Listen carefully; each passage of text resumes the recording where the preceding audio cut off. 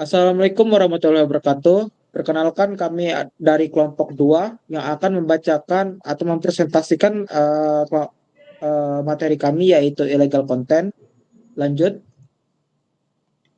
dengan kelompok-kelompok kami, anggota-anggotanya yaitu pertama yaitu saya sendiri Rayhan Adi Pratama, teman saya yang kedua adalah Agung Sofian dan ketiga adalah Adelia Lestari. Lanjut.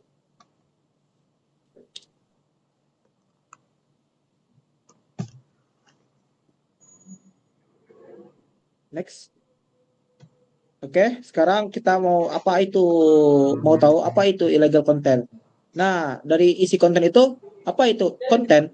Itu adalah berisi informasi, suatu informasi yang melalui digital, ya itu semua benar. Dan apa itu ilegal? Nah, kalau ilegal itu bisa jadi saja yaitu hal yang sudah dilarang atau tidak sesuai hukum dan norma masyarakat, ataupun tidak boleh hal yang tidak boleh dilakukan. Dan itu juga benar. Jika kita gabungkan semua materi tersebut, lanjut Gung.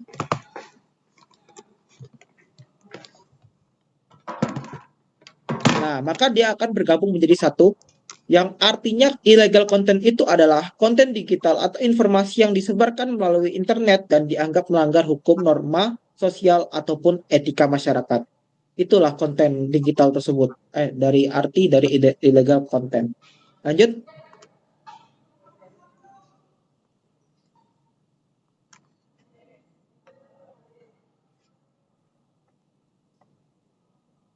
Secara lengkapnya ya, definisi dari legal content itu adalah segala bentuk informasi, gambar, video, audio, atau bentuk digital lainnya yang dipublikasikan, disebarluaskan, diakses, atau disimpan melalui internet atau media digital yang melanggar hukum, norma sosial, etika, dan hak orang lain. Konten ini bisa kita anggap seperti membahayakan karena dapat menimbulkan kerugian baik secara moral, psikologi, sosial, finansial, hingga keamanan publik. Status ilegal inilah yang ditentukan berdasarkan undang-undang yang berlaku di suatu negara serta standar internasional. Lanjut, Gung. Nah, seperti apa yang kita tahu ya, illegal content itu terjadi di kehidupan sehari-hari kita. Contohnya seperti apa? Seperti kita membajak game, itu termasuk illegal content. Setelah itu film bajakan, itu termasuk illegal content. Hoax, berita-berita hoax atau berita-berita yang sudah dipalsukan, itu termasuk illegal content. Video atau video yang saya bilang pornografi, itu bisa disebut juga illegal content. Dan apalagi konten yang paling berbahaya tersebut. Konten tersebut bisa saja illegal content itu bisa saja hal yang disembunyikan atau bisa kita sebutkan dark web. Itu termasuk illegal content walaupun kita tidak sering melihatnya. Tapi yang dalam kehidupan sehari-hari kita bisa simpulkan kalau game bajakan, film bajakan, musik bajakan, hoax atau video pornografi itu termasuk illegal content tentunya. Lanjut.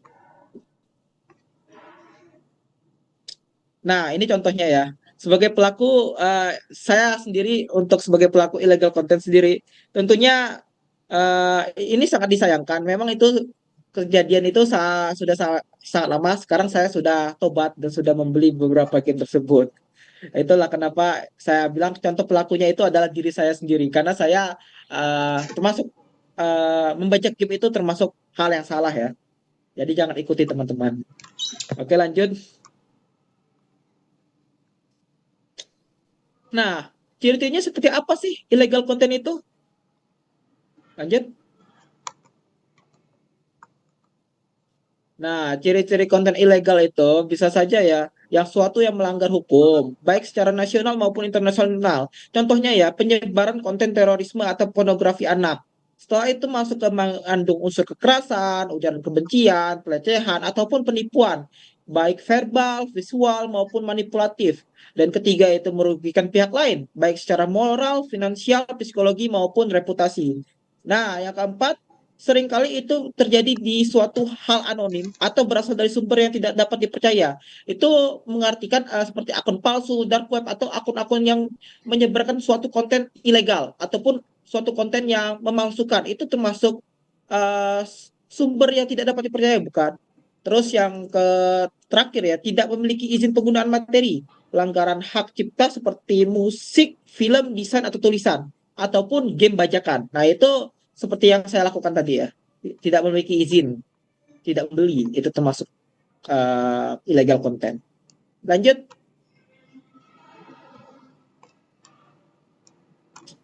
catatan ya.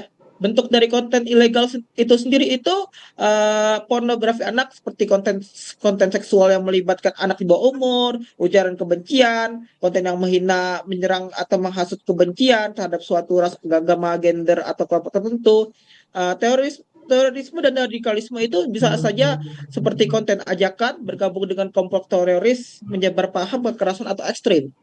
Terus jenis konten terus selanjutnya itu hoax dan disinformasi bisa dijelaskan seperti berita palsu yang dibuat untuk menipu atau menyesatkan masyarakat. Selanjutnya konten bajakan seperti film, lagu, buku, software atau game yang dibagikan tanpa izin pemilik hak cipta itu sendiri. Dan yang keenam ya, konten kekerasan dan penyiksaan. Video penyiksaan hewan, manusia, pembunuhan, perundungan ekstrem dan semacamnya contohnya. Dan yang terakhir yaitu perdagangan gelap, penjualan narkoba, senjata, organ tubuh, ataupun manusia di dark web. Nah, sebagai catatan ya, secara nasional menurut Undang-Undang Nomor 44 Tahun 2008 tentang pornografi, di Indonesia semua jenis pornografi itu ilegal, bukan cuma yang melibatkan anak di bawah umur. Kenapa saya bilang begitu? Karena pada suatu Indonesia, Indonesia itu tentunya dalam hal pornografi semuanya pasti bakal ditolak karena emang undang-undangnya. Tapi berbeda dengan sudut pandang orang beberapa negara yang dimana ada pornografi yang tidak di bawah umur ya, tapi intinya tidak di bawah umur itu sudah apa namanya masih diberi izin karena ada izin dari mereka. Nah, sedangkan kalau seluruh internasional itu anak yang di bawah umur itu sudah termasuk ilegal secara dunia. Nah, kalau kita itu berarti pornografi, video pornografi atau semacamnya itu dilarang, sangat dilarang untuk Indonesia sendiri. Lanjut. Jadi masuk ke materi cara ilegal konten bekerja. Nah, ini penjelasan materi ini akan dijelaskan oleh teman saya yaitu Adelia Lestari. Silakan Adelia. Baik, nah salah satu cara simpelnya itu yang pertama, pembuatan konten. Semua dimulai dari si kreator atau pengguna. Mereka membuat atau mengedit konten dengan tujuan yang jelas, seperti memecah belah, memprovokasi, menipu, mencemarkan nama baik, atau bahkan menghasilkan uang dari kejahatan. Yang kedua, platform penyebaran.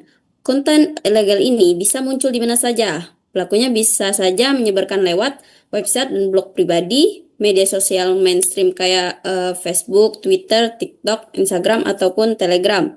Kemudian grup chattingan atau forum tertutup, aplikasi file sharing seperti Google, Drive, Dropbox, bahkan torrent. Dan yang paling susah itu yang dilacak itu adalah dark web. Next.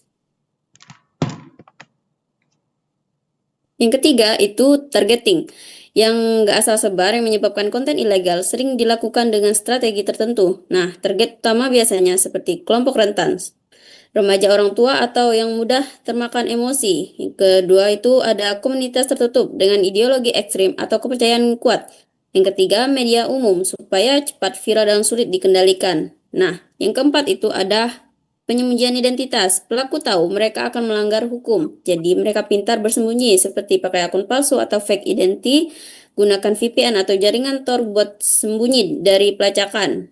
Kontennya juga di kamuflase, itu judulnya di clickbait, gambarnya samar tapi isinya toksik. Nah, kemudian sering upload ke situs luar negeri yang minim pengawasan hukum. Next. Kemudian dua peran utama dalam rantai ini. Yang pertama adalah penyebar atau the passer. Mereka adalah pelaku aktif pembuat dan penyebar konten yang ilegal. Misalnya, yang pertama itu orang yang menyebar hoax politik, kedua akun Telegram yang menyebar video kekerasan, yang ketiga hacker yang jual data curian, yang keempat pencurian orisinalitas. Kemudian ada yang kedua, penikmat atau the customer. Yang ini diam-diam tapi berdampak. Mereka tahu itu salah, tapi tetap dilakukan. Nah, yang pertama itu nonton film bajakan di situs ilegal. Yang kedua, download game atau software crackkan.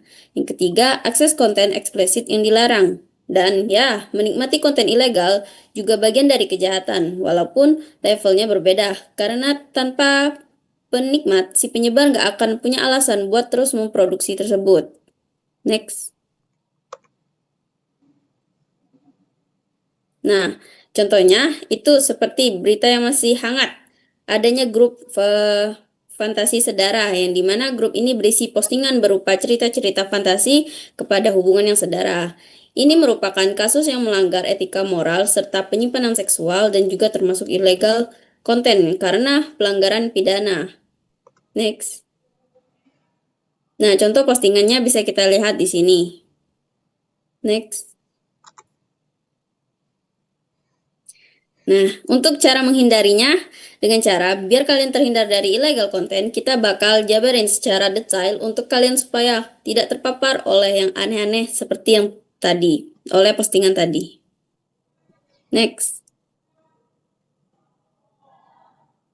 Nah, contohnya kita harus waspada grup atau forum yang tertutup dengan topik aneh. Banyak konten ilegal seperti kasus fantasi sedara yang disebarkan lewat grup-grup tertutup di media sosial. Biasanya grup ini mempunyai nama yang aneh, menggunakan istilah-istilah yang terkesan fantasi, tapi sebenarnya mengarah pada penyimpangan seksual atau kejahatan. Maka dari itu, kita harus waspada dan jangan asal gabung ke grup yang isinya mencurigakan. Kalau udah gabung dan merasa tidak nyaman, lebih baik langsung keluar dari dan laporkan. Next. Kemudian kita menggunakan internet secara kritis dan bertanggung jawab. Kita sebagai pengguna internet harus bisa memilah dan memilih konten. Jangan asal klik, baca, atau share konten yang belum jelas kebenarannya, apalagi berbau seksual yang menyimpang, kekerasan, atau ujaran kebencian. Sebelum berinteraksi dengan suatu konten, tanya dulu ke diri sendiri apakah ini pantas, apakah ini melanggar hukum atau norma sosial. Dengan berpikir kritis, kita bisa pengguna internet yang bijak. Baik, untuk selanjutnya akan dibacakan oleh Saudara Agung. Oke. Baik, akan saya lanjutkan dari Adel tadi. Nah, yang kemudian amankan privasi dan jangan asal terima undangan. Biasanya pelaku ini sering memakai akun palsu buat nyebarin undangan dan masuk ke grup-grup tertentu. Kadang-kadang mereka nyamar nih jadi teman atau komunitas tertentu. Kita harus hati-hati dan jangan asal terima undangan dari akun yang nggak dikenal atau mencurigakan. Jaga privasi akun kita dan pastikan tidak memberikan informasi pribadi sembarangan. Kemudian diskusi terbuka dengan keluarga atau teman. Nah, masalah ini sering dianggap tabu, padahal justru penting untuk dibahas. Kita bisa mulai dari diskusi ringan dengan teman, saudara, atau keluarga tentang bahaya konten ilegal. Semakin terbuka kita membahasnya, semakin besar kesadaran bersama untuk mencegah dan melindungi dari paparan konten. Seperti itu. Edukasi adalah langkah awal untuk mencegah hal-hal yang lebih buruk. Nah, misal kalau kalian download udah aneh-aneh, terus ilegal, double dosa kalian, kuadrat. Terus dampak illegal konten dalam kehidupan sehari-hari, di mana di era digital ini semua orang bebas berbagi, mengakses dan membuat konten hanya lewat sentuhan jari. Tapi di balik kemudahan itu ada sisi gelap yang jarang disadari, yaitu konten ilegal yang tersebar secara diam-diam, tanpa filter, tanpa kendali. Konten seperti ini nih bisa muncul kapan aja dan di mana aja. Bahkan di platform yang kita bisa gunakan kayak IG, Instagram, TikTok ataupun WhatsApp itu tuh bahkan ada.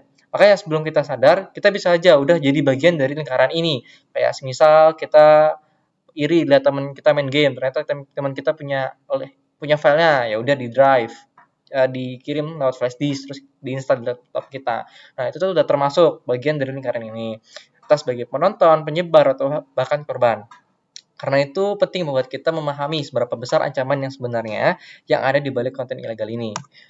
Terus dampak secara sosial, konten ilegal yang mengandung ujaran kebencian, hoak, atau provokasi dapat memicu konflik antar golongan, seperti antar agama, suku, maupun pendukung pandangan politik tertentu. Ketika informasi palsu atau manipulasi disebarkan secara masif, masyarakat bisa mudah terpengaruh dan sering mencurigai satu sama lain. Hal ini memperbesar potensi perpecahan, mengurangi rasa toleransi, serta merusak kerukunan sosial yang selama ini dijaga dalam kehidupan bermasyarakat. Terus dampak secara psikologis, KDRT ya, keseruan dalam rumah tangga. Nah, konten ilegal yang bersifat eksploitasi seperti penyebaran video intim tanpa izin, itu tuh bisa memberikan dampak psikologis yang sangat berat bagi korbannya. Mereka bisa mengalami trauma mendalam, merasa malu, takut, hingga kehilangan kepercayaan diri dan lingkungan sosial. Dalam banyak kasus, korban juga mengalami ketekanan mental yang berujung pada depresi, gangguan kecemasan, bahkan pikiran untuk mengakhiri hidup. Dampak ini tidak hanya dirasakan sesaat, tapi bisa membekas dalam jangka panjang dan mengganggu kualitas hidup korban secara menyeluruh. Terus dampak secara hukum. Pembajakan film dan musik merupakan salah satu bentuk konten ilegal yang melanggar hukum hak cipta. Aksi ini bisa menyebabkan kerugian besar bagi industri kreatif karena karya yang seharusnya dibeli atau dinikmati secara ilegal justru disebarkan secara gratis tanpa izin. Nah, selain merugikan para kreator dan pelaku industri, pembajakan juga menghambat pertumbuhan ekonomi dan hiburan. Jadi, ini sangat dilarang di Indonesia karena melanggar undang-undang hak cipta Indonesia. Terus ada secara moralnya yaitu dan etika, di mana ini nih menyimpang kalau ini banget berbahaya banget kalau dilihat oleh anak remaja atau anak-anak biasa atau remaja. Nah, paparan yang nggak pantas ini bisa merusak moral generasi muda. Terus juga kayak perilaku negatif ke remajanya, semisal sering download game bajakan, terus kayak dia bakal nggak mau beli game ori. Nah, apalagi bocil-bocil yang sering main Minecraft, kadang dia lewat Google downloadnya sama kayak saya kemarin.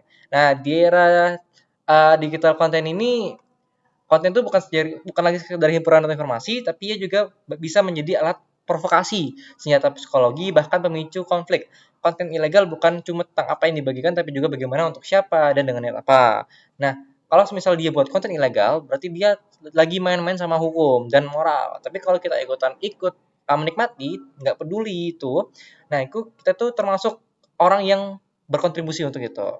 Nah dari sini kita diam-diam kayak ikut-ikut ngeracun gitu. Nah sebagai pengguna internet kita nggak cuma dituntut jadi konsumen cerdas, tapi juga jadi penjaga gerbang. Kalau kita biarkan konten ilegal menyebar bebas, yang rusak itu bukan hanya hukum, tapi juga akal sehat dan nurani digital kita sendiri. Nah ini uh, ending dari presentasi kelompok kelompok kami. Saya Abu Ya. Sofyan. Han. Dan saya Ryan Adi Pratama dan Saya Adelia Delia Lestari. Lestari. Kami pamit. Wassalamualaikum warahmatullahi wabarakatuh.